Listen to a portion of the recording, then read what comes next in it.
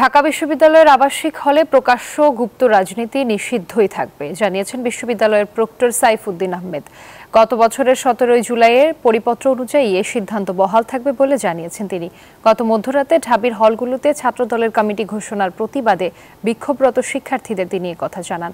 বিশ্ববিদ্যালয় প্রশাসনের এই সিদ্ধান্তের পরই হলে ফেরেন সাধারণ শিক্ষার্থীরা।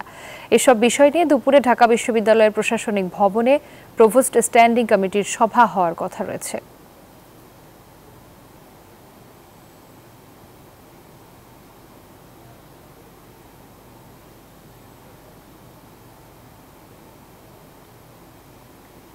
বৈঠক শুরু হয়েছে এবং এই বৈঠকে সিদ্ধান্ত নেওয়া হবে। আসলে বৈঠকে কালকে যে সিদ্ধান্ত হয়েছে যে গতকাল রাতে যে ঢাকা বিশ্ববিদ্যালয় হল রাজনীতি বন্ধ হবে, সেই হল রাজনীতি আসলে কোন প্রক্রিয়ায় যে বন্ধ হবে সেই বিষয়ে তারা প্রশাসনিক স্ট্যান্ডিং কমিটি বৈঠক বসেছে।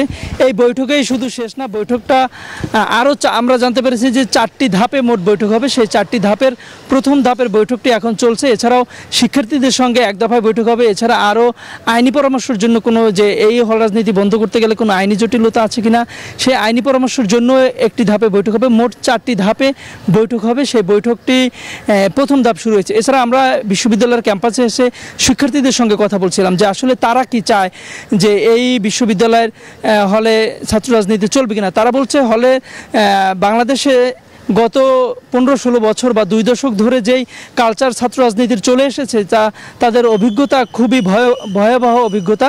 তারা বলছে এই ভয়াবহ অভিজ্ঞতার মধ্য দিয়ে আমরা আর যেতে চাই না। তাই হল রাজনীতিটা বন্ধ থাকলেও তারা মনে করছে যে এতে নেতৃত্বে উঠে আসার কোনো সংকট হবে না। হল রাজনীতির বন্ধ তারা চাচ্ছেন। বিপরীতে কিন্তু তারা ছাত্র সংসদ নির্বাচন অর্থাৎ ডাকসু নির্বাচন তারা রেগুলার চাচ্ছেন, অর্থাৎ যথাসময়ে প্রতি বছর বা ডাকসু নির্বাচনের গঠনতন্ত্র অনুযায়ী সময় মতো তারা ডাকসু নির্বাচনটা চাচ্ছে। এক্ষেত্রে তারা সেই নেতৃত্বের সংকটটা ডাকসু নির্বাচন হওয়ার মধ্য দিয়ে তারা কাটিয়ে উঠতে চান।